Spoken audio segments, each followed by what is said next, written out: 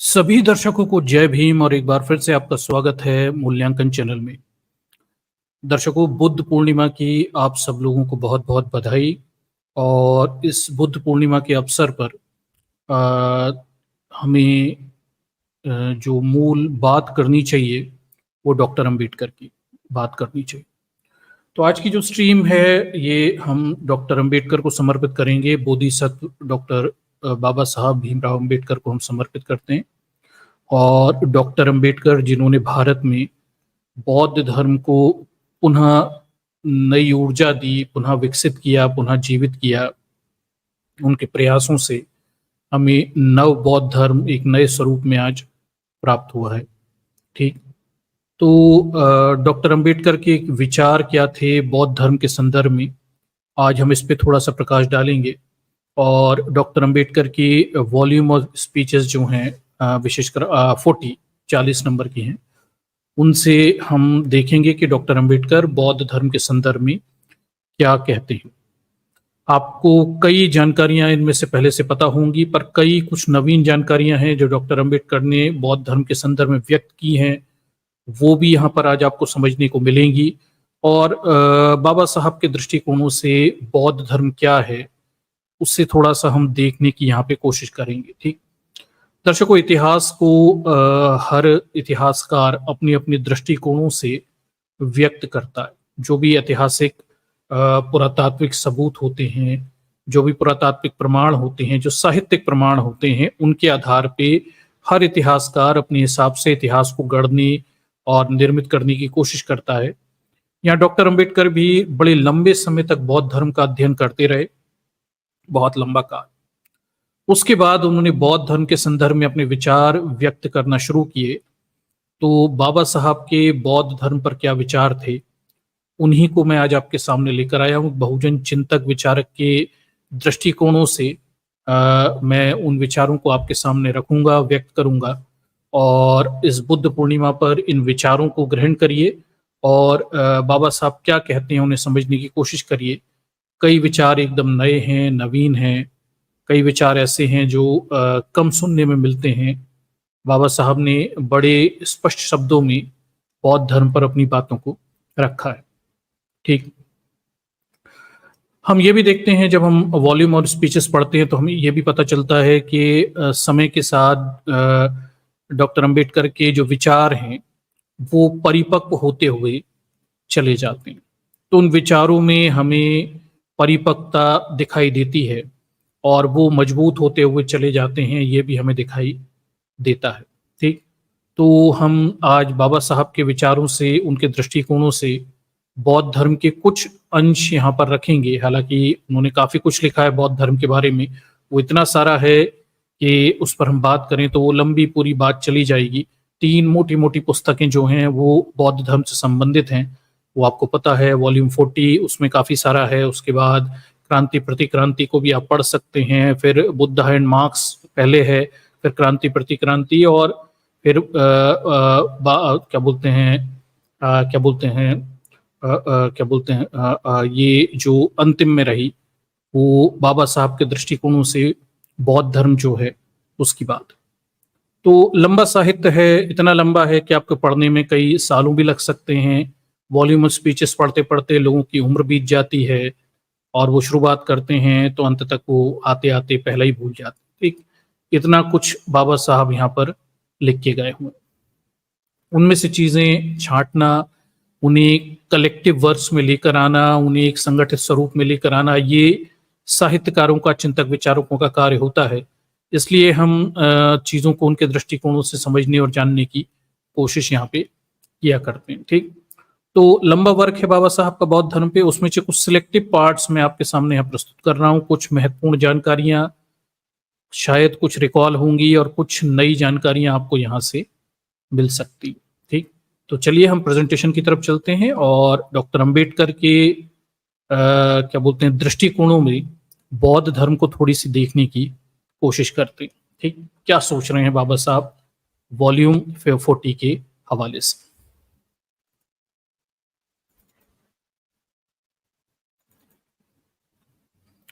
चलिए, तो ये प्रेजेंटेशन है, इसके माध्यम से अब से हम समझने की कोशिश करेंगे बाबा साहब आखिर क्या कहते दिखाई दे रहे?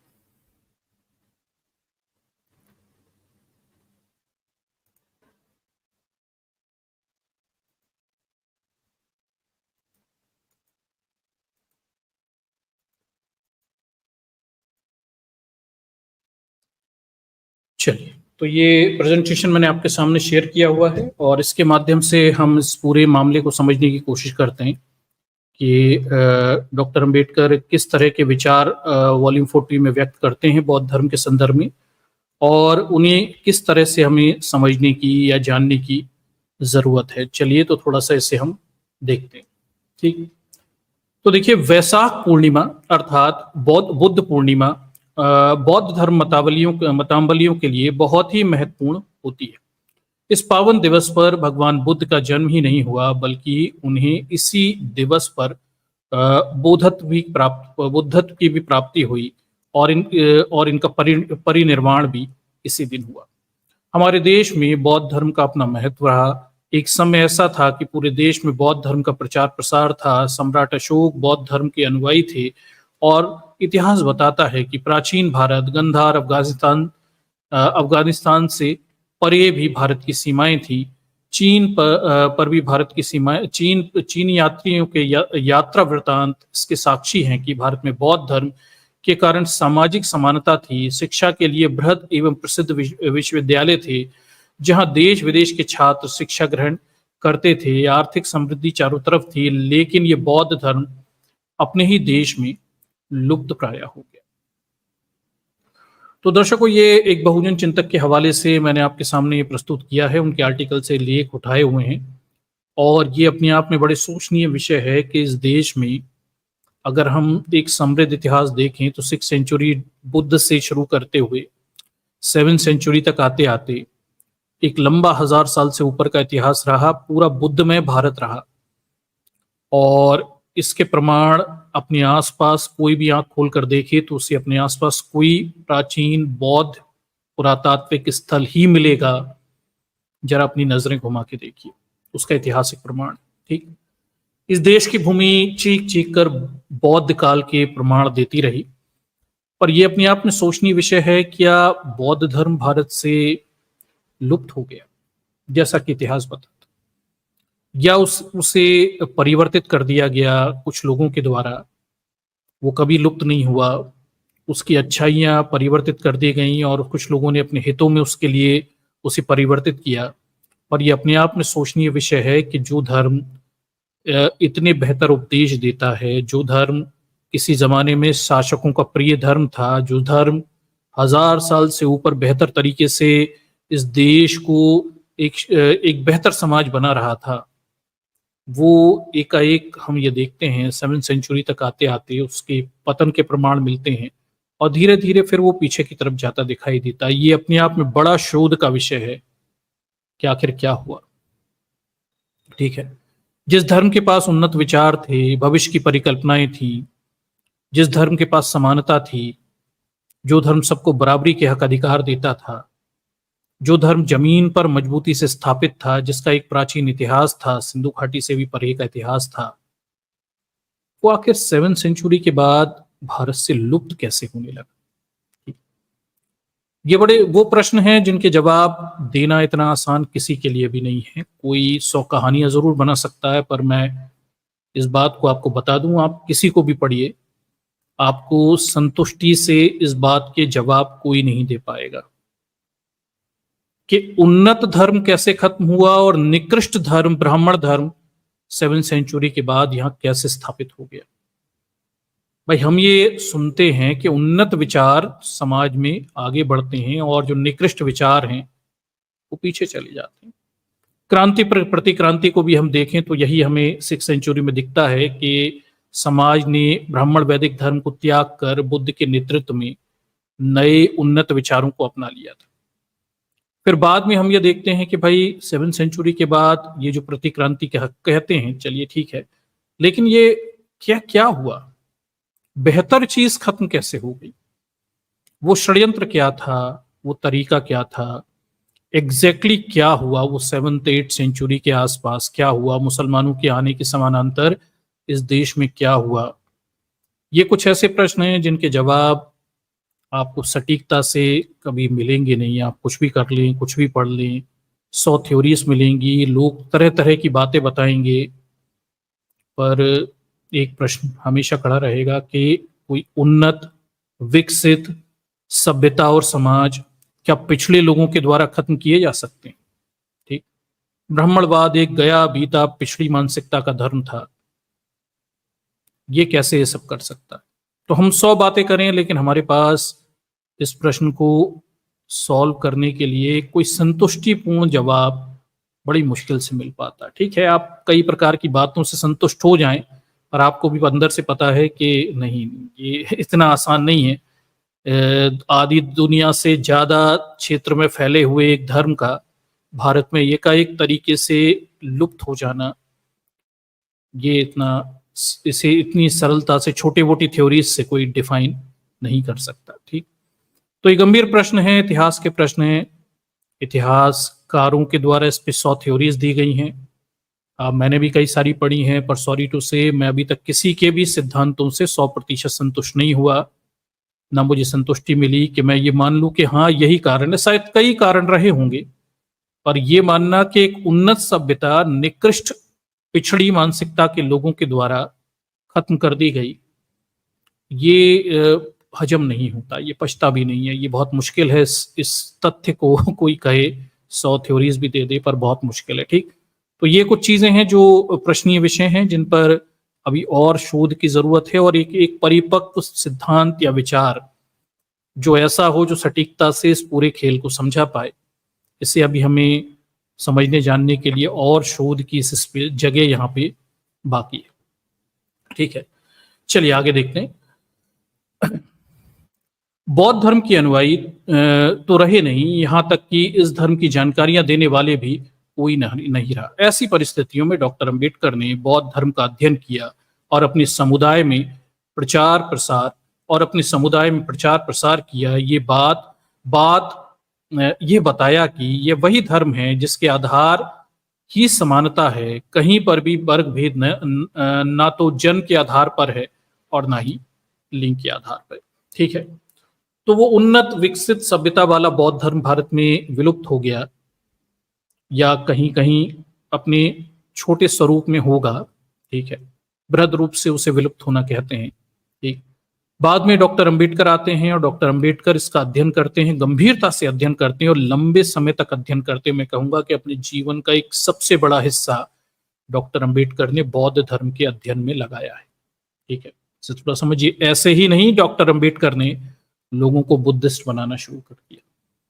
अगर आप उनके जीवन के एक बड़े हिस्से को देखें तो उन्होंने बौद्ध धर्म के अध्ययन में अपने जीवन का एक बहुत बड़ा हिस्सा समर्पित किया, और तब वो इस निष्कर्ष पर पहुंचे हैं कि भारत का मूल धर्म बौद्ध धर्म है, और भारत के लोगों को इसे ही अपनाना चाहिए, और ये समानता का धर्म है, वर्ग भेद को खत्म करने वाला धर्म है, और लिंग भेद को खत्म करने वाली स्थितियां हैं। ये सबके लिए बेहतर धर्म यही हो सकता है। ठीक। तो चलिए, ये हमें कहाँ से पता चलता है, थोड़ा हम इसे देख लेते हैं। ठीक है, किसी भी धर्म का अध्ययन करना बहुत आसान नहीं होता है, क्योंकि उसमें उपदेश, शिक्षाएं और दर्शन होते हैं, जिसका स्तर बहुत ही ऊंचा होता है, जिसे विद्वान, बुद्धिमान और प्रज्ञावान मनुष्य ही समझ सकते हैं।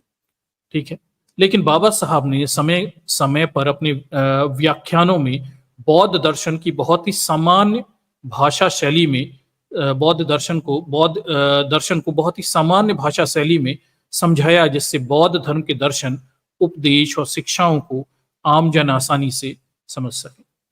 दर्शकों, बाबा साहब जब बौद्ध धर्म की व्याख्या करते हैं तो बाकियों के मुकाबले क्या बदल जाता है? भाई, बौद्ध धर्म की व्याख्या तो बहुतों ने की, बहुत सारे लोग आए।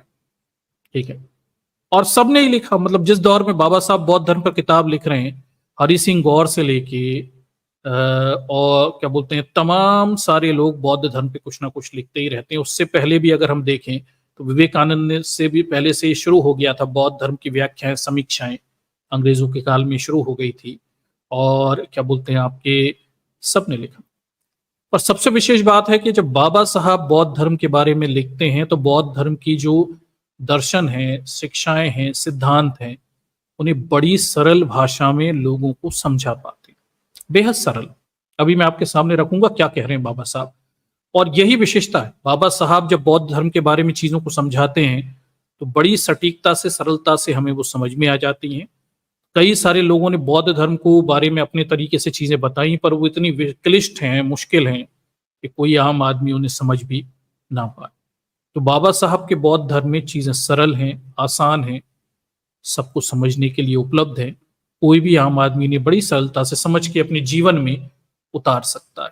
आगे देखिए, बाबा साहब ने ज्ञान अध्ययन को सन 1916 से 1956 तक, ठीक है, लगातार आलेख, लेख, वक्तव्य, व्याख्यान, पुस्तक इत्यादि द्वारा समाज में प्रचार प्रसार किया। अगर हम बाबा साहब का अध्ययन देखें तो 1916 से 1956 तक हम यह देखते हैं कि बाबा साहब लगातार बौद्ध धर्म का अध्ययन करते रहे और लेख, आलेख, व्याख्यान, पुस्तक तमाम तरीके से समाज में प्रचार प्रसार इसका करते रहे। ठीक है, अब 16 से 56 जब आप पूरे समय को देखेंगे तो समझिए कि जीवन का एक बहुत बड़ा हिस्सा बाबा साहब ने सिर्फ बौद्ध धर्म के अध्ययन के लिए लगाया। ठीक है, तब जाकर उन्हें बौद्ध धर्म के बारे में कुछ मूलभूत चीजें समझ में आई और उन्होंने समाज को, यानी हमें दी। ठीक, और आज हमारे पास वही मूल विचार बाबा साहब के हैं जो बड़ी सरलता से हमें बौद्ध धर्म को हम तक पहुंचाते हैं।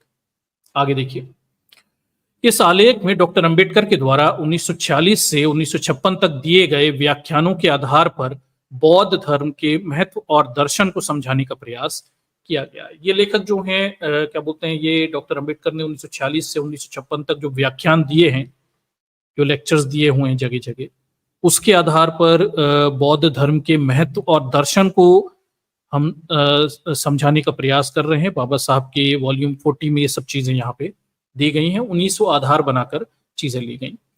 डॉक्टर अंबेडकर इन व्याख्यानों का सार भारत सरकार द्वारा प्रकाशित बाबा साहब डॉक्टर अंबेडकर संपूर्ण वांग में खंड 40 से लिया गया है। तो उनका जो complete writing and words speeches हैं, उसमें अगर हम देखें तो खंड 40 जो है, 40वां खंड है, उससे ये इन्होंने लिया हुआ है और उसके आधार पे डॉक्टर अंबेडकर के विचारों को ये हमारे सामने रख रहे हैं। तो ये सोर्स है, जिस सोर्स के आधार पर ये पूरा आर्टिकल लिखा और रचा गया है। ठीक है, लेखक ने अपनी डॉक्टर अंबेडकर के विचारों को अपने तरीके से हमारे सामने रखा हुआ है, पर सोर्स उनके जो हैं वो क्या बोलते हैं, खंड 40 से, यानी 40वें खंड से लिए गए।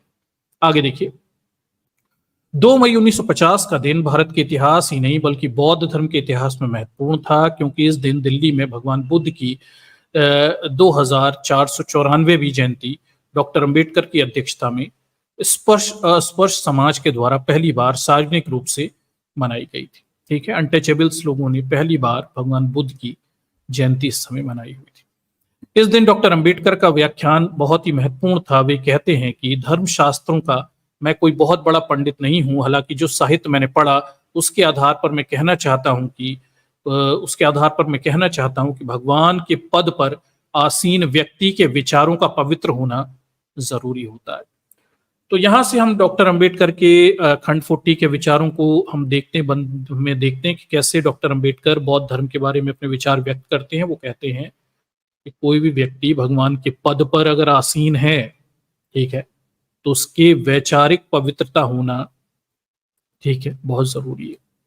ये वैचारिक पवित्रता आपको ब्राह्मणों के भगवानों में देखने को नहीं मिलती, ठीक है, जो बुद्ध में देखने को आपको मिलती है। ठीक, सम्यक ज्ञान, सम्यक शिक्षा, ठीक है, सम्यक विचार, सम्यक दृष्टि, ये सारी चीजें जो बुद्ध में मिलती हैं, ये आपके ब्राह्मणों के किसी भगवान में, ना कृष्ण में, ना राम में और बाकी में देखने को नहीं मिलती। उनके अंदर वैचारिक पवित्रता ना होकर वैचारिक दोष दिखाई देता है। वो मौका, परिस्थिति, समय के अनुसार अलग अलग बातें कहते हैं। बुद्ध में और ब्राह्मणों के भगवान में जो सबसे बड़ा अंतर हमें दिखाई देता है वो ये है कि ब्राह्मणों के देवी देवता मौके, परिस्थिति, समय के अनुसार, लाभ हानि के आधार पर विचार बदलते हैं, जबकि बुद्ध के विचार हमें हमेशा पवित्र और सही दिशा में, मानव कल्याण की दिशा में काम करते हुए दिखाई देते हैं। ठीक है, ये एक सबसे बड़ा अंतर है। तो वैचारिक पवित्रता की बात डॉक्टर अंबेडकर करते हैं। कोई अगर भगवान के पद पर बैठा है तो उसके अंदर वैचारिक पवित्रता होनी चाहिए। ऐसे व्यक्ति के मन में किसी और के प्रति द्वेष भावना नहीं होनी चाहिए, उसके कारण किसी का नुकसान नहीं होना चाहिए और किसी के प्रति बैर भाव नहीं होना चाहिए। तो देखिए कितनी सरलता से डॉक्टर अंबेडकर भगवान होने के गुण बता रहे हैं कि अगर कोई व्यक्ति भगवान के पद पर बैठा है, भगवान होने का दावा कर रहा है, तो डॉक्टर अंबेडकर कहते हैं कि भाई उसके अंदर सबसे पहली चीज क्या होनी चाहिए? वैचारिक पवित्रता होनी चाहिए। एक, द्वेष की भावना ना हो, फिर किसी का नुकसान अहित करने की चाह ना हो, ठीक, किसी के प्रति बैर भावना ना हो, ठीक है। और इस कसौटी पर बुद्ध खरे उतरते हैं। तो डॉक्टर अंबेडकर ने बुद्ध का परीक्षण किया है, तब उन्हें भगवान माना है। पहले डॉक्टर अंबेडकर कसौटियां तय करते हैं कि अगर कोई भगवान होने का दावा कर रहा है तो उसके अंदर वैचारिक शुद्धता हो, किसी का अहित करने का विचार ना हो, ठीक है, और बैर भाव ना हो। ये सारे कसौटियां बना लेते हैं डॉक्टर अंबेडकर और फिर वो भगवानों के मूल्यांकन करते हैं और तब वो देते हैं कि जितने भी भगवान चल रहे हैं इनमें बुद्ध ही केवल इस कसौटी पर खरे उतरते। तो डॉक्टर अंबेडकर का बौद्ध धर्म का अध्ययन पूर्णतः वैज्ञानिक है, साइंटिफिक स्टडी की है उन्होंने, ठीक है। ऐसा नहीं है कि बस डॉक्टर अंबेडकर ने कहा चलो ये मान लो वो मान लो, नहीं, उन्होंने पूरी साइंटिफिक स्टडी की हुई है और उन्होंने अपने सारे रास्ते खोल के रखे हुए हैं कि भाई उन्होंने पैरामीटर तय किए कि अगर कोई भगवान होने का दावा कर रहा है तो उसके अंदर क्या बोलते हैं, वैचारिक शुद्धता, गंदे विचार ना हो उसके अंदर किसी को अहित करने का, नुकसान पहुंचाने का विचार ना हो, द्वेष ना हो, किसी के प्रति बैर ना हो, ये नहीं होनी चाहिए। तभी वो भगवान होने के कसौटी पर खरा उतरता है। और डॉक्टर अंबेडकर जब इन कसौटियों पर सभी भगवानों को कसते हैं तो उन्हें पता चलता है बुद्ध एकमात्र व्यक्ति हैं जो इस कसौटी पर भगवान होने के लिए खरे उतरते, ठीक है। तो आप इस चीज को देखिए दर्शकों, किस वैज्ञानिक तरीके से डॉक्टर अंबेडकर बौद्ध धर्म का अध्ययन भी कर रहे हैं और वो बुद्ध को भगवान मानने या महापुरुष मानने से पहले कुछ कसौटियों पर उन्हें कसते भी दिखाई देते हैं, ठीक है। और दूसरों को नहीं मानते तो उसके पीछे भी उनके कारण यहां से आपको समझ में आते होंगे। ये भगवान डॉक्टर अंबेडकर के व्याख्यानों से ये बात ली गई। आगे वो कहते हैं इस कसौटी पर बुद्ध खरे उतरते हैं। बौद्ध धर्म जाति विहीन एक समान समाज की रचना को मानता है। भगवान बुद्ध के धर्म का मुख्य उद्देश्य मानवों की समता है। अपनी बुद्धि की कसौटी पर कसकर हर बात स्वीकार करना अथवा उसे अस्वीकार करने की आजादी इस धर्म में है। हिंसा को हटाना और अहिंसा को स्वीकार करना ये उसका प्रमुख अंग है। तो डॉक्टर अंबेडकर पहले बुद्ध को भगवान क्यों मानते हैं इसका कारण बता देते हैं वो, ठीक है। समझिए, साइंटिफिक रीजन बता रहे हैं। रैशनल व्यक्ति हैं तो अपनी रैशनल कसौटी पर ही वो सभी भगवानों को कस रहे हैं और उसमें बुद्धि खरे उतर रहे हैं, ठीक। फिर इसके अलावा बौद्ध धर्म के बारे में कहते हैं कि बौद्ध धर्म एकमात्र धर्म जो समानता की बात कहता है, ठीक है। ये हमें पता चलता है, ठीक है। देख लीजिए, समानता की बात केवल बौद्ध धर्म में है, मानव कल्याण की बात केवल बौद्ध धर्म में है, ठीक है। बौद्ध धर्म में ही कहा गया कि जो आपकी बुद्धि की कसौटी पर खरा उतरे उसे ही स्वीकारो, अन्यथा अस्वीकार कर दो। बौद्ध धर्म में आपको ये आजादी है कि आप किसी चीज को अस्वीकार कर दो। अगर आपकी बुद्धि की कसौटी पर ये खरे नहीं उतरते तो अस्वीकार करो। बुद्ध कहते हैं उनके विचार को भी मत मानो। अगर आपको तार्किक रूप से वो आपकी बुद्धि की कसौटी पर खरे ना उतरे तो मत स्वीकार करो, हटा दो। केवल बौद्ध धर्म एकमात्र धर्म है। इस्लाम में आप जाइए, अगर आपने मोहम्मद के विचार नहीं माने, गर्दन कटवा लो।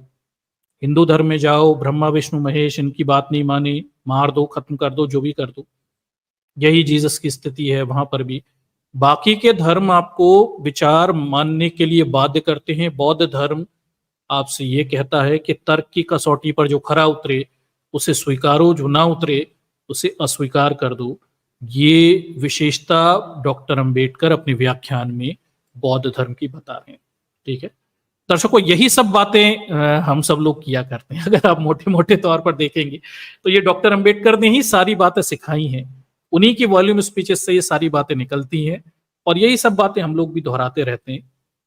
डॉक्टर साहब को पढ़ोगे तो आपको सब पता चल जाएगा, ठीक। और वहीं से सब सारे सार और गुणाभाग भी निकलेंगे। और बौद्ध धर्म को समझना है तो आपको डॉक्टर अंबेडकर को ही समझना पड़ेगा। ठीक है, उन वहीं से समझिए, वो सबसे अच्छे से समझाते हैं। किसी और से बौद्ध धर्म मत समझिए, किसी और ने अपना जीवन नहीं खपाया बौद्ध धर्म के अध्ययन में, और बौद्ध धर्म की इतनी गहरी जानकारी और उस सरलता से समझाने की क्षमता केवल डॉक्टर अंबेडकर को।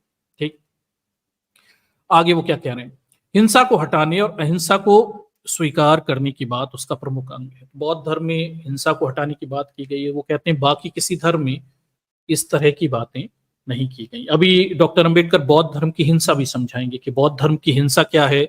अभी देखिए वो क्या क्या बात बताते हैं, हिंसा क्या है, आत्मा क्या है, और क्या बोलते हैं पुनर्जन्म क्या है। ये सारी चीजें डॉक्टर अंबेडकर यहाँ वॉल्यूम 14 में बता के गए। वो सारी चीजें मैं आपके सामने रखता हूँ कि डॉक्टर अंबेडकर के हिसाब से ये सब क्या है। ठीक, थोड़ा आप समझिए कि बाबा साहब क्या कह रहे हैं। बाकी सब तो कहते ही रहते हैं, उनके कहने का कोई फर्क नहीं पड़ता। मुद्दा ये है कि बाबा साहब क्या कह रहे हैं, और वो जितनी सरलता से चीजें बताते हैं शायद कोई और आपको चीजें उतनी सरलता से बौद्ध धर्म के सिद्धांतों को शायद समझा भी नहीं पाए।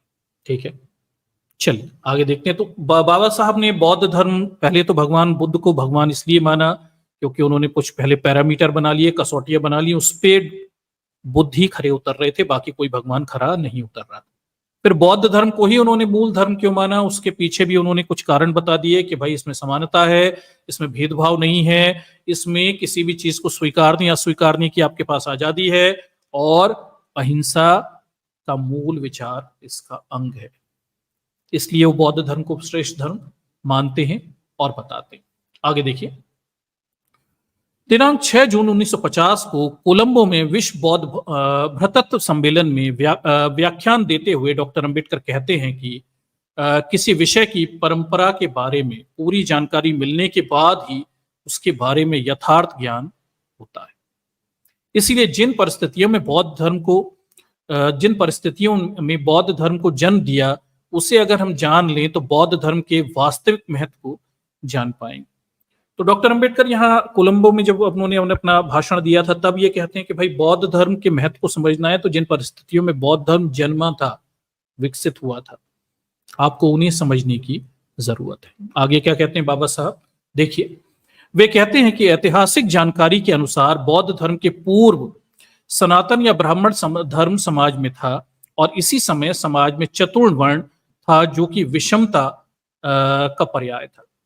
तो ये मैंने पहले भी कहा, डॉक्टर अंबेडकर अपने जमाने में जो ऐतिहासिक जानकारी है उसके आधार पर ही अपनी बात कह रहे हैं, और डॉक्टर अंबेडकर उस जमाने के इतिहास के आधार पर ये बताते हैं कि भाई बौद्ध धर्म से पहले सनातन धर्म था, चतुर्ण वर्ण व्यवस्था थी, उसमें भेदभाव थे, और उस भेदभाव से त्रस्त होकर, परेशान होकर समानता वाला विचार वाला बौद्ध धर्म उपजता दिखाई देता है। तो वो कहते हैं कि बौद्ध धर्म के जन्म को समझ लेते हो तो फिर आप उसके महत्व को ज्यादा बेहतर तरीके से समझ सकते हो। बौद्ध धर्म ने चतुर्वर्ण व्यवस्था का विरोध किया क्योंकि इसकी आत्मा समानता का समर्थन करती थी। ठीक है, समाज के विभिन्न वर्गों में विभाजन को बौद्ध धर्म का विरोध था।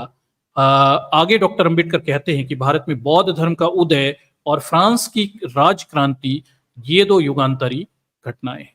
ठीक है, तो डॉक्टर अंबेडकर जब इस बात को बताते दिखाई देते हैं कि भाई अगर हम मोटे मोटे तौर पर बौद्ध धर्म के उदय को देखें तो ब्राह्मणवाद में जो गंदगियां थी उनके विरुद्ध में सकारात्मक बेहतर समाज बनाने के विचार से बौद्ध धर्म विकसित हो रहा है। ये उस जमाने के दृष्टिकोणों के हिसाब से वो अपनी बात को रख रहे हैं कोलंबिया में दिए गए अपने भाषण में। और फिर वो कहते हैं कि भाई वो दो महत्वपूर्ण घटनाओं को महत्व देते हैं, भारत में बौद्ध धर्म 6th सेंचुरी में बौद्ध धर्म का उदय होना, और फिर हम देखते हैं कि 18th सेंचुरी की फ्रांस की क्रांति। दो बड़ी घटनाओं को युगांतर घटना कहते हैं। ठीक है दर्शकों, इस चीज को थोड़ा समझिए, ये थोड़ा महत्वपूर्ण है।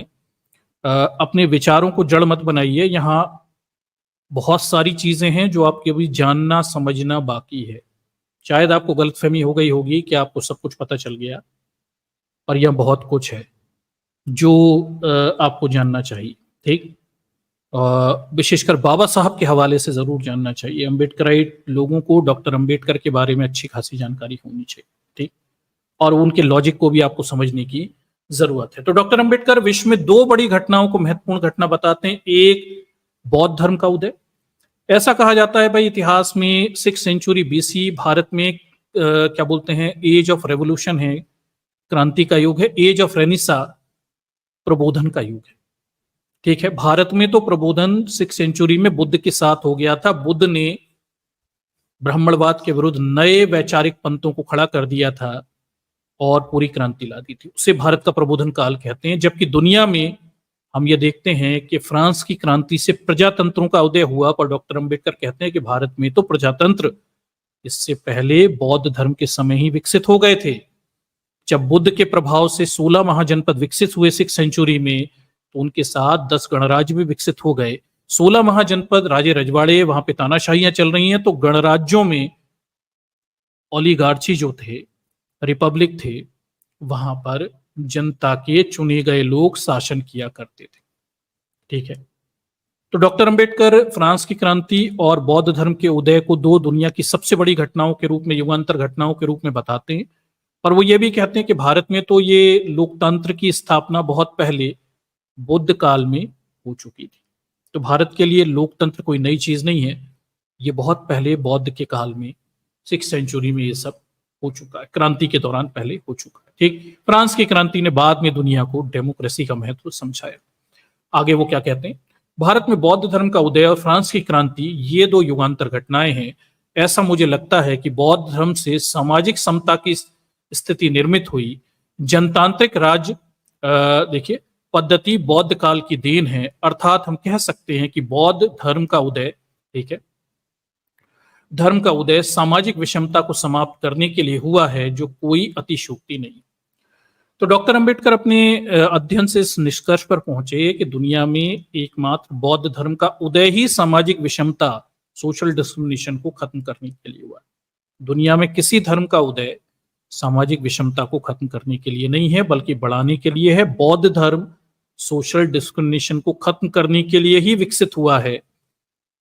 ठीक है, ये डॉक्टर अंबेडकर बताते हैं। फ्रांस की क्रांति से आधार पे बताते हैं कि इससे डेमोक्रेसी आई दुनिया में, लेकिन भारत में बौद्ध धर्म के काल से ही प्रजातांत्रिक व्यवस्थाएं, लोकतांत्रिक व्यवस्थाएं भारत में चल रही थी। बौद्ध धर्म ये सब बहुत पहले कर चुका था। आगे देखिए, डॉक्टर अंबेडकर ने अपने व्याख्यानों में बताया कि उनका बौद्ध धर्म के प्रति लगाव बहुत पुराना है।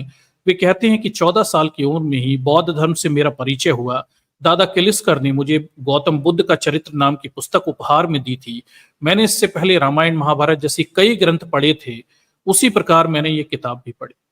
तो डॉक्टर अंबेडकर पहले ही रामायण महाभारत जैसे ग्रंथ पढ़ चुके थे। 14 साल की उम्र में उन्हें फिर बुद्ध के जीवन चरित्र पर किताब मिली और तब से उनके जीवन में परिवर्तन आना शुरू हो गया। लेकिन मेरे ध्यान में आया कि इस पुस्तक से मिली सीख अन्य पुस्तकों से मिली सीख से बहुत अंतर।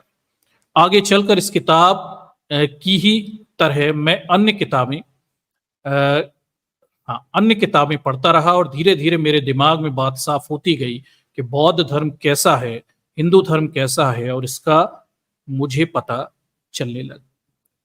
तो डॉक्टर अंबेडकर के जीवन में जब हम ये देखते हैं कि उन्हें समाज के प्रति जो गहरी पकड़ है वो कहाँ से आती है, उसमें उनके जीवन की परिस्थितियां बड़ा महत्वपूर्ण रोल प्ले करती हैं। इसके अलावा वो जो तुलनात्मक अध्ययन उन्होंने करना शुरू कर दिया था, ये जो ब्राह्मण धर्म की किताबें हैं और बौद्ध धर्म की किताबें, इनके तुलनात्मक अध्ययन से उन्हें पता चल गया कि वास्तव में हिंदू धर्म, जिसे वो ब्राह्मण धर्म है, और वो क्या है, और बौद्ध धर्म क्या है, दोनों के बीच का अंतर उन्हें तब से पता चलना शुरू हो गया था।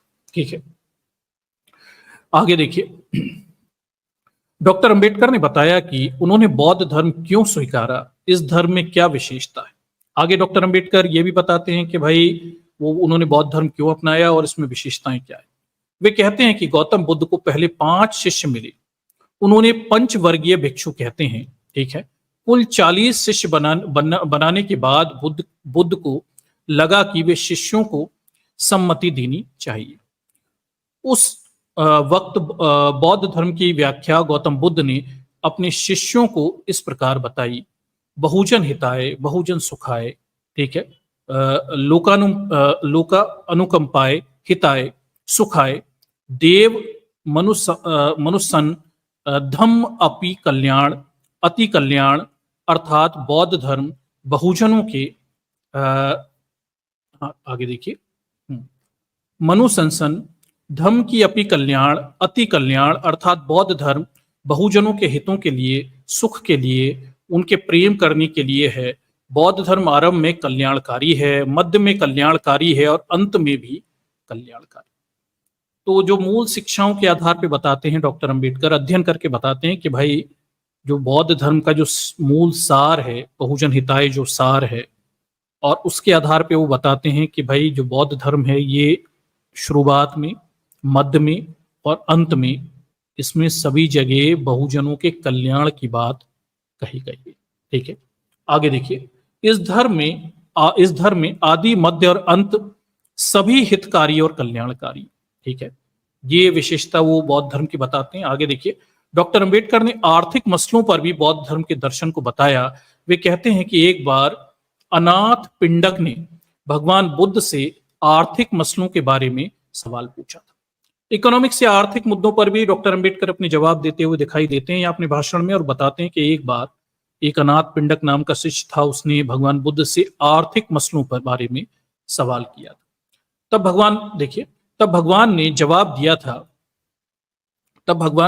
दिया था, संपत्ति मानव जीवन के लिए अत्यंत आवश्यक है। दर्शकों सुनिए, ये बाबा साहब के शब्द हैं, जरा थोड़ा ध्यान रखिए। आप दुनिया भर के लोगों के शब्द सुन लेते हैं, डॉक्टर अंबेडकर के शब्द भी सुन लीजिए वो क्या कह रहे हैं। ठीक है, आगे देखिए। जब भगवान ने जवाब दिया कि संपत्ति मानव जीवन के लिए अत्यंत आवश्यक है, संपत्ति एकत्रित करें लेकिन उसका उपयोग दूसरों को परेशान करने के लिए, दूसरों को गुलामी में जकड़ने के लिए किसी लिए कभी ना करें। संपत्ति शुद्ध साधनों से कमाई जाए और उसका उपयोग अच्छा हो। ठीक है, धर्म और अर्थ ये दोनों बातें मनुष्य के लिए अत्यंत आवश्यक। तो डॉक्टर अंबेडकर अर्थ के बारे में भी बताते हैं और भगवान बुद्ध के एक उदाहरण से बताते हैं कि भाई बौद्ध धर्म के हिसाब से संपत्ति वगैरह अर्जन करना कोई बुरी बात नहीं है, पर ये सही माध्यमों से की जाए, गलत तरीके से संपत्ति अर्जन ना की जाए। और संपत्ति अर्जन का उपयोग क्या हो, मानवों के कल्याण के लिए संपत्ति अर्जित की जाए। और क्या बोलते हैं, ये जो मनुष्य के लिए देखिए, धर्म और अर्थ ये दोनों मनुष्य के लिए बहुत जरूरी है। ठीक है, तो अर्थ यानी संपत्ति के बारे में डॉक्टर अंबेडकर के ये विचार हमें उनके आख्यान से पता चलते हैं। और पैसा कमाना उसमें कोई बुराई नहीं है, पर सही माध्यमों से पैसा कमाइए, गलत तरीके से पैसा नहीं कमाइए। किसी को कष्ट देकर पैसा मत कमाइए, किसी को गुलाम बनाकर पैसा मत कमाइए, और इस पैसे का दुरुपयोग करके लोगों को परेशान मत करिए। ये बात बताई गई। फिर वो कहते हैं कि भाई धर्म और अर्थ दोनों जरूरी है इंसान के लिए, ये दोनों जरूरी हैं, और इसका उदाहरण उन्होंने भगवान बुद्ध के अनाथ पिंडक के संवाद से बताने की यहाँ पे कोशिश की हुई है। ठीक है, चलिए आगे क्या कहते हैं। जीवन उपयोगी वस्तुओं के लिए धर्म और अर्थ दोनों की आवश्यकता होती है। तो वो ये भी बताते हैं कि भाई दोनों की जरूरत है। आपको जीवन जीना है तो आपको धर्म भी चाहिए और अर्थ भी चाहिए, दोनों आवश्यक हैं। इनके बगैर तो आप अच्छा जीवन जी ही नहीं सकते। ठीक, आगे देखिए। बौद्ध धर्म में आत्मा के लिए कोई स्थान नहीं है और न ही ईश्वर की सत्ता। एक मिनट, आगे देखिए। बौद्ध धर्म में आत्मा के लिए कोई स्थान नहीं है और न ही ईश्वरी सत्ता की कोई कल्पना है। डॉक्टर अंबेडकर बताते हैं कि बुद्ध यथार्थवादी थे। ठीक है, उन्होंने दुख के कारण ढूंढे जो 3 प्रकार के। ठीक है, अब दर्शकों ऐसे सुनिए जरा डॉक्टर अंबेडकर के शब्दों में, वो दुख के कारणों को डॉक्टर अंबेडकर कैसे व्यक्त करते हैं, इसे थोड़ा समझिए, ये बड़ा रोचक है। ठीक, ये देखिए। तो बुद्ध यथार्थवादी थे, उन्होंने दुख के कारणों को 3 प्रकार से ढूंढा। पहला आध्यात्मिक, दूसरा अधिभौतिक और तीसरा अधिदैविक। ठीक है, थोड़ा समझिए। वो दुख के कारणों को 3 प्रकार से वर्गीकृत करके बताते हैं कि पहला आध्यात्मिक कारण है दुख का, दूसरा अधिभौतिक है और तीसरा अधिदैविक है। अब ये तीनों क्या है देखिए थोड़ा। आध्यात्मिक अर्थात निजी, दुख आपका निजी हो सकता है, निजी कारणों से उपजा हो सकता है। आध्यात्मिक अर्थात निजी, व्यक्ति द्वारा अपने कर्मों के कारण जो दुख अपनी तरफ खींच लिया, व्यक्ति के द्वारा अपने कर्मों के कारण जो दुख अपनी तरफ खींच लिया वह कर्मों से निर्मित दुख है। जैसे शराबी व्यक्ति शराब पीकर अपने शरीर को हानि पहुंचाता है और अपने परिवार को नष्ट कर देता है, उसे आध्यात्मिक दुख, देखिए उसे आध्यात्मिक दुख कहा जाता है। आध्यात्मिक यानी खुद के कर्मों से जो दुख अपनी तरफ खींच लिया गया, उसे आध्यात्मिक दुख की संज्ञा यहाँ पे दी जा रही। ठीक है, आगे देखिए, फिर आगे देखिए अधिभौतिक अर्थात सामुदायिक दुख। ठीक है, उसे कैसे बताते हैं? असमान बर्ताव और अन्याय के कारण जो संकट आते हैं, जैसे कि अस्पर्शों के हिस्से में आने वाले दुख, समान मौके ना मिलना आदि शामिल हो सकते हैं। ठीक है, तो वो क्या बोलते हैं, आध्यात्मिक दुख के बाद अधिभौतिक दुख के बारे में बताते हैं। अधिभौतिक दुख को व्यक्त करते हुए कहते हैं कि समान वर्ताव और अन्याय से जो संकट आते हैं, ठीक है, वो अधिभौतिक दुख होते हैं। अधिभौतिक दुख मतलब किसी व्यक्ति को स्पर्श बना दो, उसे समान व्यवहार नहीं किया जा रहा, समान वर्ताव नहीं किया जा रहा, अन्याय किया जा रहा है उसके साथ, तब जो उसके जीवन में दुख आएगा तो डॉक्टर अंबेडकर उसे अधिभौतिक दुख कहते हैं। ठीक है, भौतिक नहीं कह रहे, अधिभौतिक दुख कह रहे हैं। ठीक है, पहला था आध्यात्मिक, ये है अधिभौतिक। ठीक, अधिभौतिक दुख कह रहे हैं जो दूसरों की वजह से या किसी सामाजिक बर्ताव की वजह से व्यक्ति के जीवन में जो दुख आ रहा है। उदाहरण भी देते हैं, स्पर्शों के हिस्से में आने वाले दुख देखिए जो समान मौके ना मिलने आदि से शामिल हो सकते हैं। फिर तीसरा दुख बताते हैं वो अधिदैविक। अधिदैविक के बारे में क्या कहते हैं? देखिए, अर्थात प्राकृतिक दुख। ठीक है, प्राकृतिक दुख बताते हैं जैसे जहाज, मोटर इत्यादि से होने वाली दुर्घटना, तूफान, महामारी आदि बाढ़ विपत्तियों के कारण निर्मित होने वाले दुख। ठीक है, तो डॉक्टर अंबेडकर दुखों को तीन प्रकार से बताते हुए देखते हैं कि दुख वास्तव में तीन प्रकार के होंगे। ये आध्यात्मिक होंगे, खुद के कर्मों से उत्पन्न होंगे, ये अधिभौतिक होंगे, समाज में भेदभाव से उत्पन्न होंगे, और तीसरे ये अधिदैविक होंगे यानी प्राकृतिक आपदाओं से उत्पन्न दुख होंगे। ठीक है, अब आप दर्शकों अपने दुख को जरा इस कैटेगरी में रखिए, तब आपको अपने दुख का कारण समझ में आ जाएगा। डॉक्टर अंबेडकर इस तरह से बौद्ध धर्म को हमें समझा सकते हैं। ठीक है, ये विशेषता है, ये बाकी लोगों में नहीं। ठीक ना, आपको इतना पढ़ने में भी मजा आएगा। ठीक, तो अब आप अपने दुख को रख सकते हैं। या तो आपका दुख जो होगा वो क्या बोलते हैं आध्यात्मिक होगा, आपके खुद की इच्छाओं से उत्पन्न हो रहा होगा, खुद के कर्मों से उत्पन्न हो रहा होगा, या फिर आपका दुख क्या होगा, ये अधिभौतिक होगा, समाज के भेदभाव से उत्पन्न हो रहा होगा, या तो आपका दुख अधिदैविक होगा यानी किसी प्राकृतिक कारण से उत्पन्न हो रहा होगा। इन्हीं तीन कारणों से दुख उत्पन्न हो रहा है। ठीक है, ये डॉक्टर साहब यहाँ पे बताते हुए दिखाई दे। चलिए आगे देखते हैं। तो दुख को उन्होंने इस तरह से व्यक्त कर दिया। बुद्ध के दुख को बोधिसत्व बाबा साहब इस तरह से व्यक्त करते हैं, बड़ा शानदार लगता है। ठीक है, अपने आप में बड़ा रोचक है। आगे देखिए, फिर वो कहते हैं कि भाई बौद्ध धर्म में इन दुखों को दूर करने के लिए साधन बताए गए हैं, जैसे पंचशील। अब देखिए, आपका दुख या कि खुद के कर्मों से होगा, या कोई सामाजिक भेदभाव की वजह से होगा, या प्राकृतिक आपदा से होगा, और बौद्ध धर्म में इन दुखों को दूर करने के लिए पंचशील के मार्ग बताए गए। ठीक है, किसी की जान ना लेना, चीजें आदि ना चुराना, झूठ ना बोलना, व्यभिचार ना करना, शराब या तमस अन्य किसी नशीली चीजों का सेवन ना करना, इन 5 चीजों के पालन से दुखों का निर्माण नहीं होगा। तो डॉक्टर अंबेडकर बताते हैं कि कोई अगर समाज इन 5 चीजों का पालन करने लग जाए, यानी हत्या ना करे, चोरी ना करे, झूठ ना बोले, व्यभिचार ना करे, शराब ना पिए, नशीली चीजों का सेवन ना करे, तो मोटे मोटे तौर पर दुख नहीं आएंगे। पहला कारण दुख खुद के विचार से होगा, मतलब खुद के कर्मों से दुख होगा। अगर आप चोरी नहीं करोगे, झूठ नहीं बोलोगे, व्यभिचार नहीं करोगे, गलत काम नहीं करोगे, तो ऑब्वियसली दुख नहीं आएगा आपके पास। दूसरा, समाज की कुछ गलत प्रथाओं से दुख आ सकता है, छुआछूत, भेदभाव वगैरह से। अगर समाज झूठ नहीं बोलेगा, भेदभाव नहीं करेगा, व्यभिचार नहीं करेगा, चोरी नहीं करेगा, समाज में लोग ऐसे रहेंगे, तो फिर वो वाला दुख भी नहीं आएगा। तीसरा, प्राकृतिक दुख होते हैं, लेकिन उनसे भी इन्हीं चीजों से बचा जा सकता है। ठीक है, कई प्रकार की प्राकृतिक आपदाएं हैं, लेकिन फिर भी ये पंचशील का अगर आप पालन कर लें तो पंचशील के पालन से दुखों का निर्माण नहीं होगा। ठीक है, आगे वो समझाते दिखाई देते हैं। अधिभौतिक दुखों से छुटकारा पाने के लिए श्रेष्ठ अष्टांगी मार्ग है। ठीक है, तो पंचशील से दुख निर्मित नहीं होंगे। फिर वो आगे समझाते हैं कि अधिभौतिक दुख से छुटकारा पाने के लिए श्रेष्ठ अष्टांगी मार्ग। अधिभौतिक दुख मैंने आपको अभी थोड़ी देर पहले बताया, ठीक है। ऐसा दुख जो क्या बोलते हैं सामाजिक कुप्रथाओं से उत्पन्न हो रहा है, उसके लिए वो बताते हैं कि अष्टांगी मार्ग का पालन समाज को करना चाहिए, अष्टांगी मार्ग का अवलंबन करें। इसमें क्या क्या है?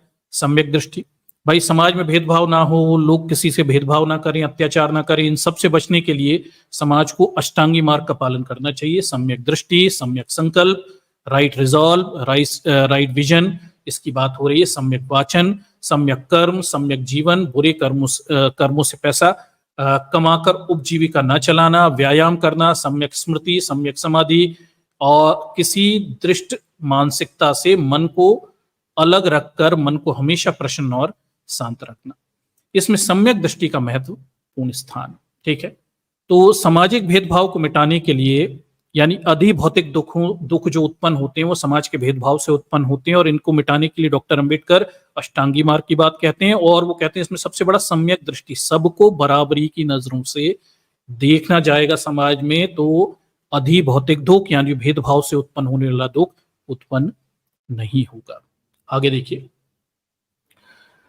हम जो काम करते हैं उससे केवल अपना ही लाभ हो, इस बात का ध्यान केंद्रित करने के बजाय अपना हित साधन करते हुए किसी की हानि तो नहीं हो रही, इस बात की ख्याल रखा जाए तो दुनिया में अधिभौतिक दुख समाप्त हो जाएगा। डॉक्टर अंबेडकर आगे फिर इसमें ये भी जोड़ते हैं कि भाई हम कोई भी काम करें, इसमें ये देखने की बजाय कि हमारे लाभ क्या हैं, ये देखें कि इसमें दूसरों की हानि तो नहीं हो रही।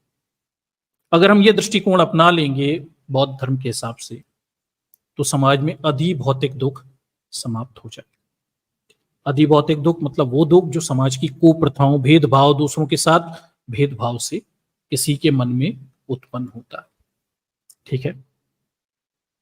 तो ये डॉक्टर अंबेडकर, ये उनके विचार हैं ठीक है, और इन्हें भी ग्रहण करिए, बहुत रोचक है, बहुत शानदार है। आगे देखते हैं क्या कहते हैं, ठीक। आगे देखिए, इन्हीं के साथ 10 परमिताएं, 10 परमिताओं की भी बात की गई है, 10 परमितास हैं। देखिए, इन्हीं के साथ 10 परमिता, दान परमिता, शील परमिता, निष्क्रमण परमिता, प्रज्ञा परमिता, वीर परमिता, शांति परमिता, सत्य परमिता, अधिष्ठान परमिता, मैत्री परमिता एवं उपेक्षा परमिता, ठीक है। अब परमिता क्या है? देखिए, किसी भी बताई गई है, इनका भी पालन करना पड़े, परमिताओं का भी पालन करना चाहिए। आगे क्या कहते हैं? परमिता अर्थात जितना हम कर पाते हैं उतना करें। तो परमिता का तात्पर्य कि भाई जितना हो सके उतने गलत कामों को ना करें। बड़ी सरल भाषा में डॉक्टर अंबेडकर बता रहे हैं, आपको 100 जगह 100 परिभाषाएं मिल जाएंगी, पर सरलता से जो बात, सिंपल एज, ठीक।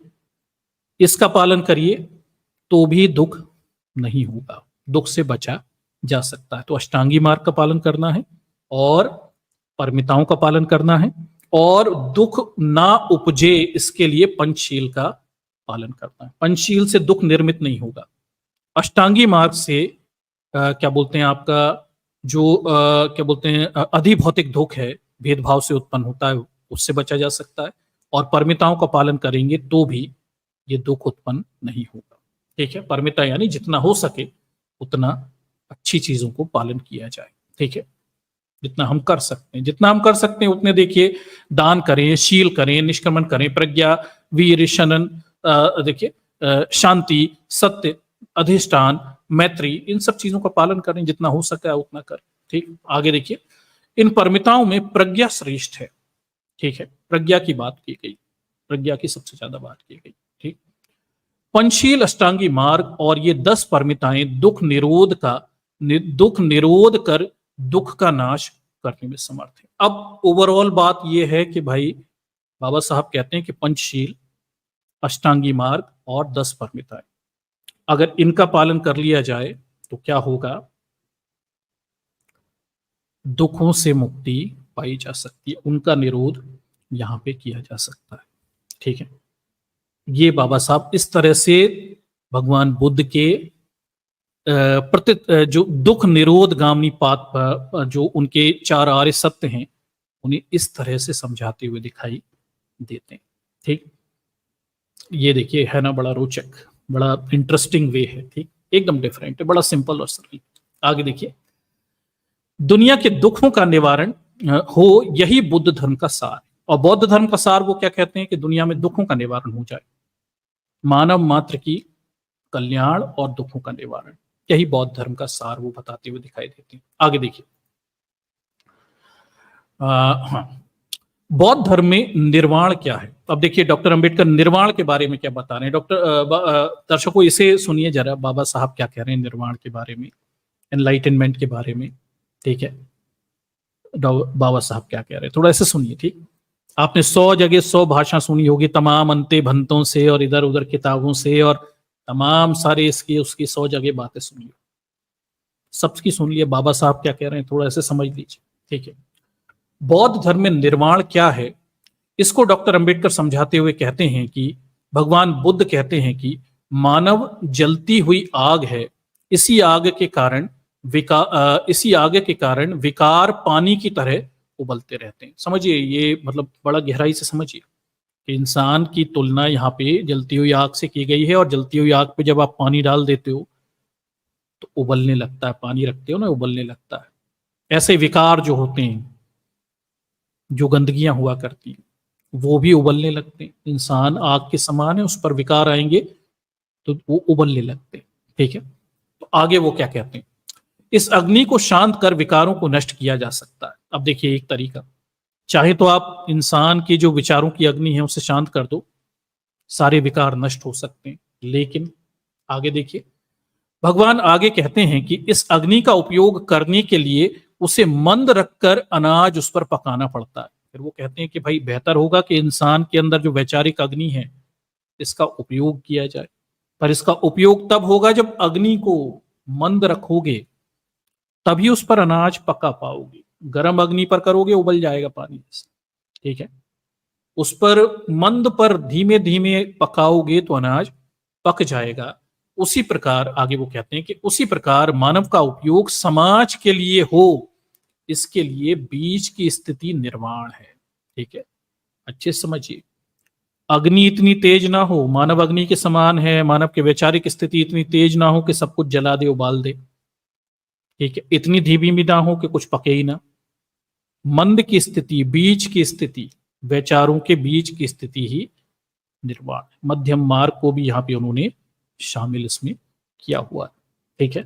सामान्यतः हम निर्वाण का मतलब दिए का बुझ जाना, इच्छा विहीन स्थिति हो जाना, खालीपन हो जाना, इस तरह से समझते हैं। पर यहाँ पे डॉक्टर अंबेडकर कह रहे हैं बुद्ध के प्रवचन के आधार पे कि निर्वाण मध्य की स्थिति हासिल कर लेना है। एक व्यक्ति अपने जीवन में मध्य की स्थिति हासिल कर लेता है, वही निर्माण की स्थिति। आगे देखिए, इससे मनुष्य 10 विकारों के अधीन ना जाकर तर्क शुद्ध विचारों के साथ समाज के लिए उपयोगी कार्य कर सकता है। निर्वाण से क्या होता है, फिर वो समझाते हैं कि निर्वाण से मनुष्य 10 विकारों से दूर हो जाता है और तर्क शुद्ध विचारों के साथ समाज के लिए उपयोगी हो सकता है। इसे समझिए दर्शकों, ये बड़ा इंपॉर्टेंट है। अगर हम निर्वाण का तात्पर्य इच्छाओं को त्याग देना मान लें, सब कुछ छोड़ देना मान लें, एक जगह बैठ जाना मान लें, तो आप तो समाज के लिए बेकार हो गए।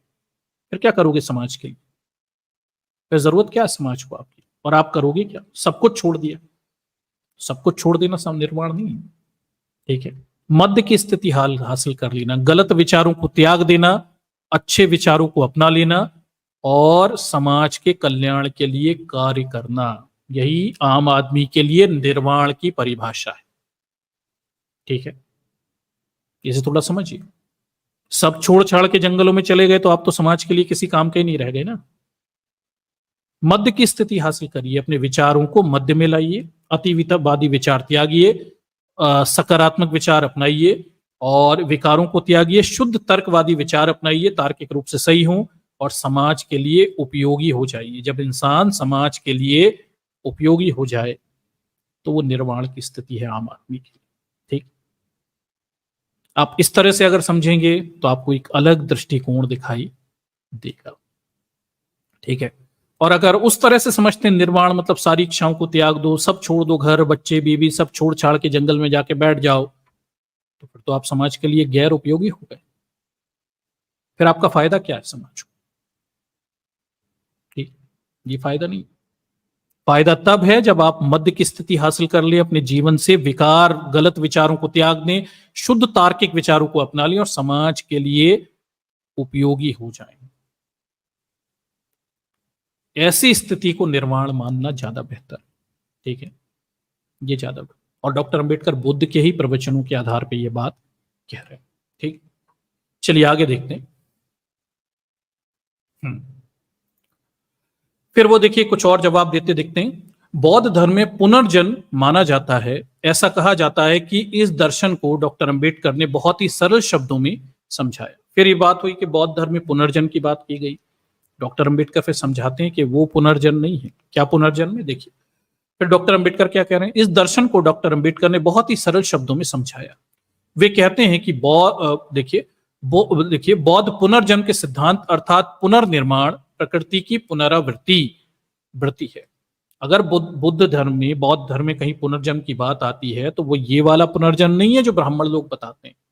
पुनर्जन्म मतलब प्रकृति की पुनरावृत्ति, ठीक है, प्रकृति की पुनरावृत्ति अर्थात क्या, ठीक है, आगे देखिए। जैसे माता पिता से संतति का निर्माण, एक आम के वृक्ष से दूसरे आम के वृक्ष का बनना भी पुनर्निर्माण है। बौद्ध धर्म में इस पुनर्निर्माण को ही पुनर्जन्म कहा गया है, ठीक है। तो डॉक्टर साहब यहां बताते हैं कि भाई बौद्ध धर्म में पुनर्जन्म की जहां जहां बात हो भी जाए वहां वो ब्राह्मणों का पुनर्जन्म वाली बात नहीं हो रही। यहाँ प्रकृति की पुनरावृत्ति है। माता पिता से बच्चे पैदा हो जाते हैं। अब क्या बोलते हैं, मानवों से मानव के बच्चे ही तो पैदा होंगे, आम से आम ही तो निकलेंगे, ठीक है, केले से केले ही तो निकलेंगे।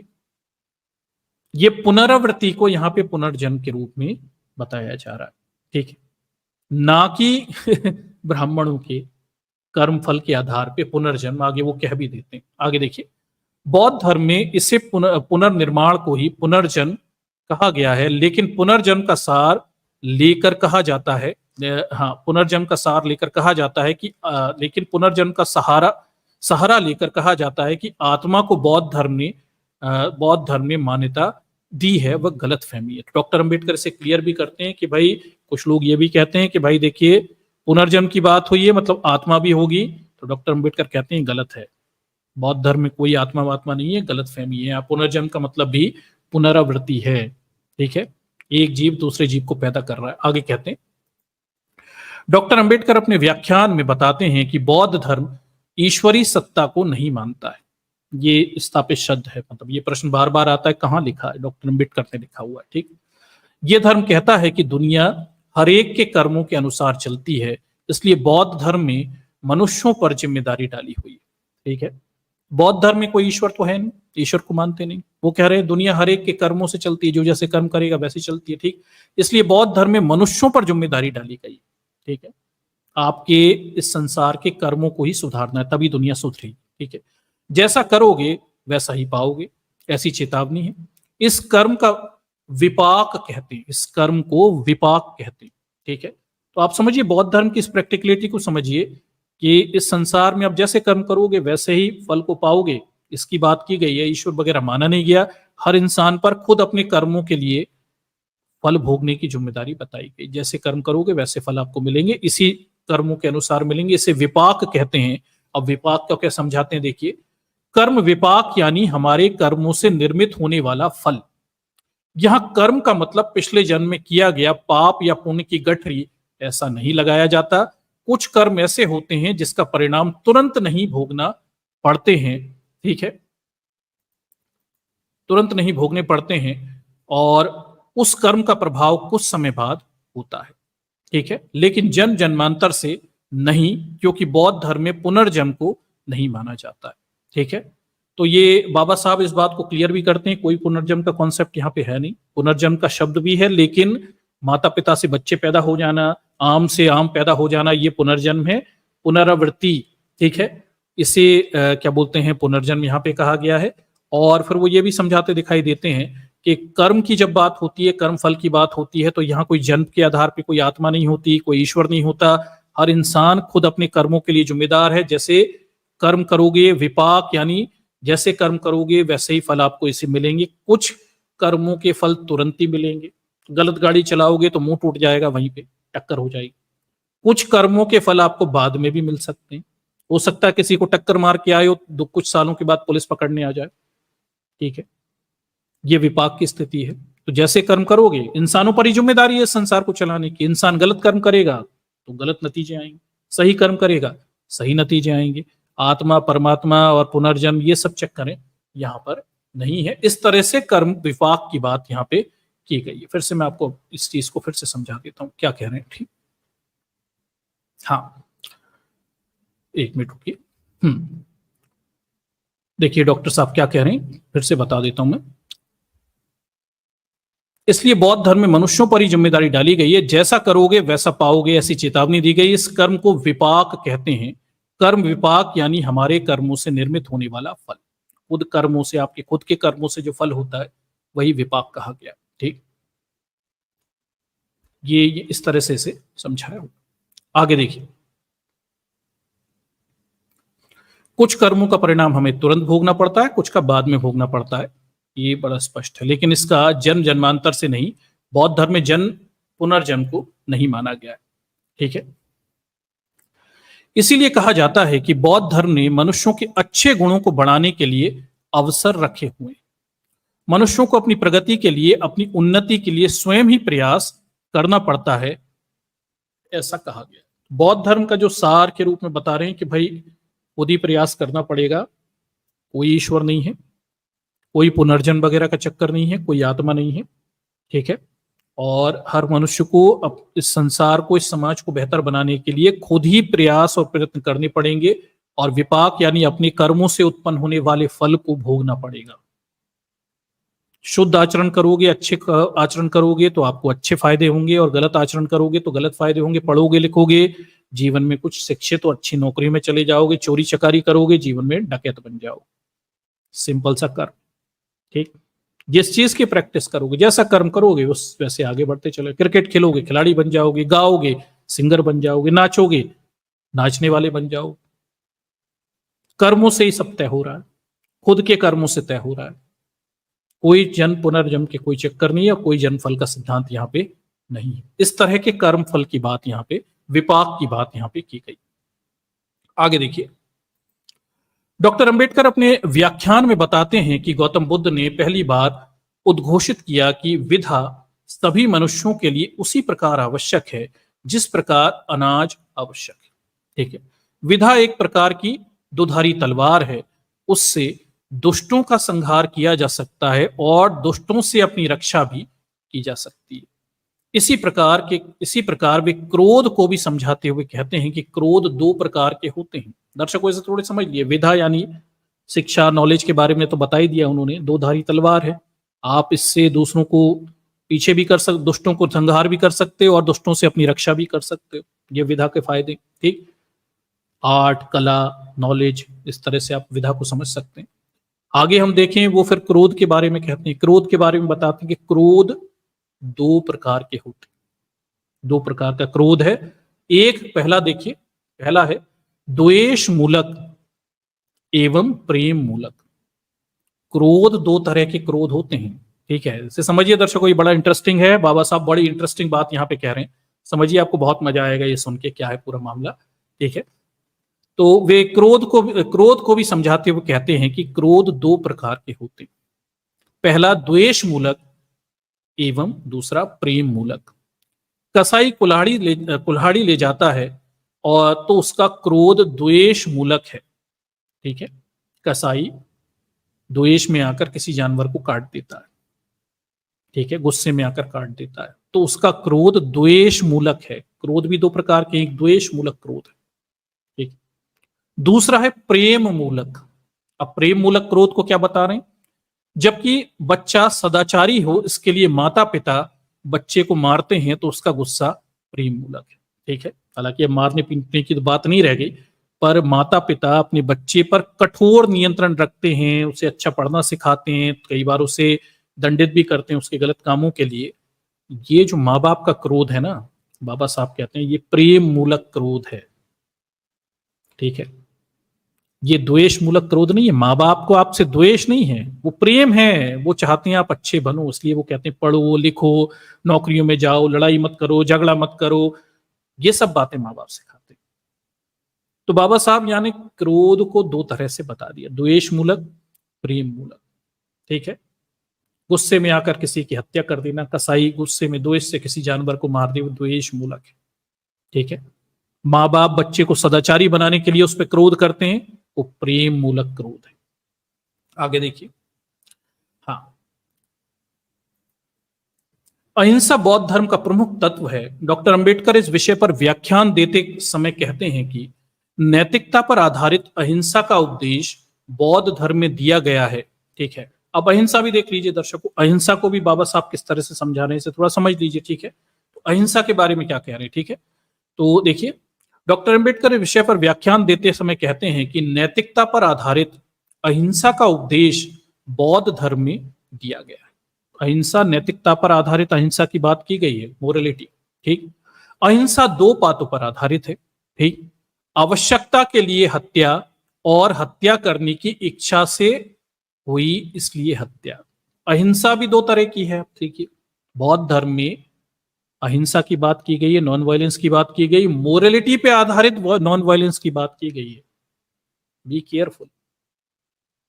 ठीक है, जैन धर्म के समान एब्सोल्यूट नॉन वायलेंस की बात नहीं है, बौद्ध धर्म में नैतिकता पर आधारित अहिंसा की बात है, मोरलिटी पर बेस्ड नॉन वायलेंस, नैतिकता, मोरलिटी। ठीक, थोड़ा समझिए इस बात को, बाबा साहब की बात में बड़ी गहराई है यहाँ पे। ठीक, मोरलिटी पर अहिंसा, नैतिकता पर आधारित अहिंसा की बात की गई है, यानी अहिंसा दो बातों पर आधारित है। पहला, आवश्यकता के लिए की गई हत्या। ठीक है, और दूसरा, हत्या करने की इच्छा के लिए की गई हत्या। अब देखिए, ये इसे समझिए, इस नॉन वायलेंस को भी आप थोड़ा समझिए, आपको बहुत इसे बड़ा इंटरेस्टिंग कॉन्सेप्ट समझा रहे हैं। ठीक है, कि बौद्ध धर्म में मोरलिटी की बात है, वायलेंस तो, नॉन वायलेंस तो है, पर मोरलिटी पे है, नैतिकता। आवश्यकता के लिए हिंसा करना और इच्छा, हत्या करने की इच्छा के लिए हिंसा करना, ये दो बात, अलग अलग बातें हो जाती हैं। ठीक, आगे देखिए, राष्ट्र पर अगर हमला हुआ हो, देश संकट में घिरा हो, तो तलवार हाथ में लेकर देश की रक्षा के लिए दुश्मनों का सफाया करना, हत्या करना, हत्या करना हर नागरिक का कर्तव्य है। देश पे, आन बान शान पे बात आए तो लड़ना हर नागरिक का कर्तव्य है, और वो हिंसा जो है वो जायज है। ठीक है, इसका मतलब यह है कि हिंसा आवश्यक थी। ठीक है, इसका मतलब यह है कि हिंसा आवश्यक थी, उसे बौद्ध दर्शन में उच्च स्तर की अहिंसा कहा गया। ठीक, तो आवश्यक हिंसा को बौद्ध धर्म में, बौद्ध दर्शन में उच्च स्तर की अहिंसा कहते हैं। यह भी अहिंसा ही है। ठीक, आवश्यक है, मजबूरी है ना, आपको लड़ना तो पड़ेगा ना, देश बचाने के, खुद की जान बचाने के लिए लड़ना तो पड़ेगा, वो आवश्यक हिंसा में आ जाती। ठीक, आगे देखिए, दूसरी, मारने की इच्छा मन में पैदा होना, अर्थात अपने संतोष के लिए पशु बलि देना, पशु हत्या करना, इसे हिंसा कहा गया। आवश्यक हिंसा अहिंसा के जैसी है, और फिर हिंसा जो है वो क्या, अपनी इच्छा के लिए, अपने संतोष के लिए किसी को मार देना, वो बौद्ध धर्म नकारता है। पशु बलि देना अपने संतोष के लिए, आपको लगा भगवान खुश हो जाएंगे, भगवान को खुश कर दिया इसलिए मार दिया अपने पशुओं को, ये गलत बात। पशु हत्या करना केवल अपने फायदे के लिए, अपने संतोष के लिए, वो गलत है। हाँ, खाने के लिए पशु हिंसा हत्या कर दी तो बात अलग है, मजबूरी है, आपको खाना है, खाने के लिए आपका पशु, क्या बोलते हैं, मांसाहार आपके जीवन का हिस्सा है, आप उतने ही पशु मारते हैं जितने से आपका जीवन चले, कोई बुराई नहीं। लेकिन अगर आपने शौक के लिए पशु मारने लगे, गए शिकार पे गए, जबरदस्ती 10-15 हिरणों को मार दिया, वो गलत है, बौद्ध धर्म इसकी अनुमति नहीं देता। ठीक है, संतोष के लिए, शौक के लिए मार दिया आपने, भगवानों को खुश करने के लिए यज्ञ वेदियों में पशुओं की बलि चढ़ा दी, तो बौद्ध धर्म इसे हिंसा कहता है। ठीक है, तो बाबा साहब के हिसाब से हिंसा इस तरह की है, दो तरह की हिंसा, नैतिकता पर आधारित है हिंसा, बुद्धिज्म की नैतिकता पर आधारित। ठीक है, जैन धर्म में एब्सोल्यूट है, किसी भी कुछ, बस हिंसा नहीं कर। ठीक, वो गलत। बौद्ध धर्म में बड़ी प्रैक्टिकल है, मोरलिटी पर आधारित है, नैतिकता पर आधारित हिंसा है, जरूरत के लिए, खुद को बचाने के लिए, आवश्यकता के लिए हिंसा की गई, वो उच्च स्तरीय अहिंसा है। जबकि शौक के लिए, किसी की हत्या करने की इच्छा के लिए, अपने संतोष के लिए किसी को मार दो, वो हिंसा है, इट इज वायलेंस। ठीक, इसका निषेध है। हाँ, आवश्यकता के लिए मारते हो, समझ में आया। पशु मार दिया आपने क्योंकि आपको खाना था, तब ऐसे में एक पशु ही तो मारोगे।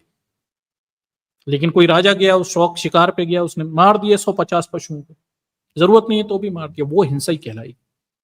तो बौद्ध धर्म की हिंसा, अहिंसा, थोड़ा समझिए, मोरलिटी पे बेस है, नैतिकता बीच में है, तब हिंसा अहिंसा को परिभाषित यहाँ पे किया गया है। आवश्यक हिंसा जायज है, ठीक। शौक के लिए हिंसा नाजायज है, संतोष के लिए हिंसा नाजायज है, और इच्छा हो गई मारने की तो मार दिया, वो भी नाजायज। अहिंसा यहाँ पे इस तरह से समझाई गई, ठीक। तो ये अहिंसा, हिंसा और अहिंसा के बीच डॉक्टर अंबेडकर इस तरह से बौद्ध धर्म के विचारों को यहाँ व्यक्त करते हुए दिखाई देते हैं। असलियत में बोधिसत्व डॉक्टर अंबेडकर बाबा साहब के विचार हैं बुद्ध के दर्शन को पढ़ने के बाद, ठीक। इसलिए शायद आपको ये थोड़े से अलग लग सकते हैं। आगे देखिए, धर्म में ग्लानि क्यों होती है? एक और प्रश्न है जिसका जवाब वो एक जगह देते दिखते हैं कि धर्म में ग्लानि क्यों होती है, ठीक। भाई ग्लानि क्यों होती है, धर्म में ग्लानि क्यों हो जाती है, ठीक। तो वो क्या कहते हैं, इसको बाबा साहब ने मिलिंद प्रश्न के माध्यम से बहुत अच्छे से अपने व्याख्यान में समझाया है। मिलिंद शास्त्रार्थ के समय भिक्षु नागसेन से प्रश्न करते हैं कि धर्म में ग्लानि क्यों होती है, ठीक है। ग्लानि हो जाना, दुख हो जाना, किसी किस्म का हमारे अंदर एक क्या बोलते हैं भाव आ जाना कि भाई ये गलत हो गया, तो धर्म में ये क्यों होता है, तो इससे समझाते हुए दिखाई देते हैं। नागसेन के प्रकरण से बताते हैं वो कि इसका नागसेन के द्वारा तार्किक उत्तर दिया जाता है कि धर्म में ग्लानि 3 कारणों से होती है, ठीक है। पहला, किस धर्म में ग्लानि का तात्पर्य, दर्शकों आप किसी धर्म को मान रहे हैं, उस धर्म के कुछ कर्म कांड करते हुए आपको अंदर से ग्लानि हो रही है, कष्ट हो रहा है, तकलीफ हो रही है, आपको पता चल रहा है यार कुछ गड़बड़ है, ठीक। इसकी बात हो, धर्म में ग्लानि क्यों होती है, तो इसको मिलिंद ने जो नागसेन को प्रश्न के उत्तर दिए थे उसके आधार पर बताते हैं कि धर्म में ग्लानि जो है वो 3 कारणों से होती है। आगे क्या है, पहला देखिए, कोई धर्म कच्चा होता है और उस धर्म के मूल दर्शन में गंभीरता नहीं होती, वह देखिए कालिक धर्म बनता है, कुछ काल के लिए टिका रहता है, ठीक है, कुछ काल के लिए टिका रहता है, ठीक। और दूसरा, अगर धर्म का प्रसार करने वाले विद्वान ना हो तो धर्म को ग्लानि आती है। तो नागसेन बताते हैं कि भाई धर्म में ग्लानि क्यों होती है। पहला वो बताते हैं कि कोई धर्म कच्चा हो, उसका दर्शन पक्का ना हो, उसमें गंभीरता ना हो, तो वो एक कालिक धर्म बन जाता है, कुछ खास कालों तक के लिए रहता है, वो हमेशा के लिए अजर अमर नहीं हो सकता। बौद्ध धर्म आप कुछ कर दीजिए, उसके विचार ऐसे हैं कि उसे तो जो हमारा लोकतांत्रिक मानव सभ्यता है उसे वो अपनाने ही पड़ेंगे, समझिए। क्योंकि आपके समाज वैसे ही संगठित तभी अच्छे से रह सकता है जब बौद्ध धर्म के मूल विचारों को आप अपनाएं, नहीं तो आप अपने खुशहाल समाज का निर्माण नहीं कर सकते। समानता, स्वतंत्रता, न्याय, बराबरी, ये सारी चीजें बौद्ध धर्म से हमें मिलती हैं, ठीक। इसलिए आप थोड़ा समझिए। तो यहां धर्म में ग्लानि के कारणों को बताते हुए बाबा साहब कहते हैं कि कोई धर्म क्या हो, कच्चा हो, उसका दर्शन सही से ना हो, उसमें गंभीरता ना हो, तो वो थोड़े समय तक के लिए रहता है, कालिक धर्म होता है, ठीक है, कुछ काल के लिए टिकता है, बाद में खत्म हो जाता है। पहला कारण ग्लानि होने का ये रहता है कि धर्म में गंभीरता नहीं है, उस धर्म के मानने वाले अनुयायियों को फिर आज नहीं तो कल ग्लानि हो ही जाती है, ठीक है। ब्राह्मण धर्म को आप देखिए, इसके अनुयायियों को ग्लानि यदा कदा होती रहती है, क्योंकि धर्म का दर्शन गंभीर नहीं है। ब्राह्मण धर्म का दर्शन गंभीर नहीं है, लिंग योनि की पूजा कर रहे हैं। अब हम ये कह देते हैं कि भाई तुम लिंग योनि की पूजा करते हो, तो उन्हें ग्लानि हो जाती है, तुरंत ही ग्लानि हो जाती है। अरे तो आपके धर्म का दर्शन गंभीर नहीं है ना, बड़ा नॉन सीरियस है। भगवान मंदिर में बैठा है, कई बीबियां रखे हुए, 2-2 4-4 बीबियां, 10-10 बच्चे पैदा कर रखे हैं, जब चाहे भगवान को गुस्सा आ जाती है, किसी की भी गर्दन काट देता है। पूजा सही से नहीं करो तो गुस्सा हो जाता है, चढ़ाओ नहीं सही से तो गुस्सा हो जाता है, पैसे मांगता रहता है हमेशा भगवान, ठीक। तो ये दिखा रहा है कि आपके धर्म के दर्शन में गंभीरता नहीं है। ऐसे धर्म के मानने वाले लोगों के मन में ग्लानि जरूर होगी, ठीक है, मान जरूर रहे पर ग्लानियां रहेंगी। तो ये ग्लानि धर्म में उसके दर्शन की गैर गंभीरता से आती है। ये ग्लानि कभी बुद्धिस्टों में नहीं आती। जब बौद्ध धर्म के दर्शन को लोग पढ़ते हैं तो उनके अंदर ये ग्लानि कभी नहीं मिलेगी। उन्हें पता है धर्म में सटीक बातें बताई गई, आर्य सत्य बताए गए हैं, 4 अष्टांगी मार्ग बताया गया है, 10 परमिताएं बताई गई हैं, पंचशील के सिद्धांत हैं, सभी इतने मजबूत हैं कि उन्हें कर कर आपको ग्लानि नहीं होती, दुख नहीं होता कि हम कुछ गलत कर रहे हैं, ऐसा एहसास नहीं होता। ठीक। तो पहला कारण, धर्म के दर्शन कमजोर हों तो ग्लानि होती है। जैसे टुन्नी लोग आकर लड़ जाते हैं, असलियत में उन्हें ग्लानि होती रहती है, यार उनके धर्म में ये गंदगी हमने बता दी, ग्लानि हो रही हो। ठीक। आगे देखिए, वे कुछ काल के लिए टिका रहता है, उसके बाद कुछ काल के लिए टिका रहता है। आगे वो कहते हैं दूसरा, अगर धर्म का प्रसार करने वाला विद्वान ना हो तो धर्म को ग्लानि आती है। ज्ञानी व्यक्तियों के द्वारा धर्म का ज्ञान दिया जाना चाहिए। विरोधियों से तर्क वितर्क करने में धर्म का प्रचारक सिद्ध ना हो तो धर्म में ग्लानि होती है। ठीक है, तो ये भी समझ लीजिए। तो दूसरा कारण क्या है कि धर्म में ग्लानि क्यों होती है, यानी धर्म के मानने वालों के मन में शंका कुशंका ग्लानियां क्यों होती है। तो वो कहते हैं दूसरा कारण है कि धर्म को मानने वाले विद्वान ना हो, धर्म का प्रचार प्रसार करने वाले विद्वान ना हो, ज्ञानी व्यक्तियों के द्वारा धर्म का ज्ञान दिया जाना चाहिए। विरोधियों से तर्क वितर्क करने में धर्म का प्रचारक सिद्ध ना हो तो धर्म में ग्लानि हो जाती। ये भी बड़ी समस्या है, ब्राह्मणवादियों को हमेशा से ग्लानि रही। बुद्धिस्टों से जब भी वो तर्क वितर्क करते हैं हार जाते हैं, क्योंकि उनके धर्म के विचार बड़े कमजोर हैं, उन्हें ग्लानि होती है। और ग्लानि के कारण वो हत्या हिंसा मारकाट की बातें करते हैं, गालियां देते हैं, हमें गाली दे के भाग जाते हैं। अरे तुम्हारे अंदर ग्लानि क्यों हो रही है? क्योंकि तुम्हारे धर्म के विचार कमजोर हैं, दर्शन कमजोर है। दूसरा, तुम्हारा जो तर्क वितर्क करने वाला प्रचारक है वो हमसे हार जाता है, इसलिए ग्लानि होती है। तुम ग्लानि के नतीजतन तुम हमें गालियां बकते हो। और समस्या यही है, नागसेन कहता है कि ग्लानि तो रहेगी क्योंकि तुम लिंग पूजा कर रहे हो।